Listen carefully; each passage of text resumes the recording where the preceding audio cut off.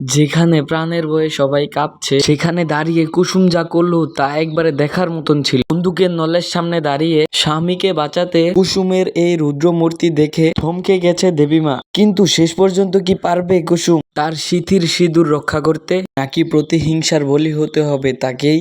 বিস্তারিত জানতে আমাদের এই চ্যানেলটিকে সাবস্ক্রাইব করে ভিডিওটিতে লাইক করে দিন এবং আমাদের সাথেই থাকুন। তো বন্ধুরা, আমরা দেখতে পাচ্ছি উৎসবের আমাজে সেজে ওঠা বাড়িটি হঠাৎ করেই যেন এক রণক্ষেত্রে পরিণত হয়েছে। কিছুক্ষণ আগেই যেখানে সানাইয়ের সুর আর হাসির শব্দ ভাসছিল, এখন সেখানে কেবলই মৃত্যুর স্তব্ধতা। আনন্দের রেশ কাটতে না কাটতেই গাঙ্গুলি পরিবারে নেমে এলো এক ভয়ঙ্কর বিপদের ছায়া। বাড়ির উঠোনে দাঁড়িয়ে থাকা অনুশ্রীর চোখে মুখে স্পষ্ট আতঙ্কের ছাপ। ঠিক তার সামনে দাঁড়িয়ে থাকা এক বয়স্ক ব্যক্তি, যার হাতে উদ্ধপ্ত রাইফেল, আর সেই রাইফেলের সামনে দাঁড়িয়ে আছে দুটো তাজা প্রাণ, আয়ুষ্মান গাঙ্গুলি এবং তার ভাই। বয়স্ক লোকটির চোখে ভাসছে অনেক পুরনো একটি শত্রুতা। তিনি চিৎকার করে বলছেন, আজ এই দুই ভাইকে মেরে আমি গাঙ্গুলি বংশ ধ্বংস করব। পরিস্থিতি এতটাই ভয়াবহ হয়ে গেছিল যে আয়ুষ্মান এবং তার ভাই ভয়ে পাথর হয়ে গিয়েছিল। তাদের নড়াচড়া করার শক্তিটাও যেন হারিয়ে গিয়েছিল। মনে হচ্ছিল যে এই বুঝি বন্দুক চালিয়ে সব শেষ করে দিল।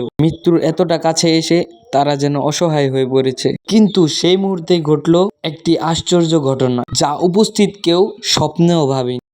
বন্দুক থেকে গুলি বের হওয়ার আগেই এক বাঘিনীর মতন ক্ষিপ্র গতিতে ছুটে এলেন কুসুম। যেখানে বাড়ির পুরুষরা ভয়ে ক্ষিপ্ত হয়ে আছে, সেখানে কুসুম যেন মা দুর্গার রূপ নিয়ে চলে আসলেন।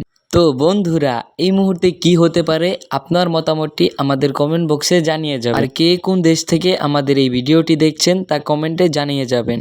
তো বন্ধুরা, যারা যারা এই পর্যন্ত ভিডিওটি দেখে ফেলেছেন তারা ভিডিওতে লাইক দিয়ে চ্যানেলটিকে সাবস্ক্রাইব করে দিবেন আর পাশে থাকা বেল আইকনটি অন করে দিবেন, যাতে আমরা ভিডিও ছাড়ার সঙ্গে সঙ্গে আপনার কাছে নোটিফিকেশন চলে যায় এবং আপনি এসে আমাদের পরবর্তী এপিসোডটা দেখতে পারেন।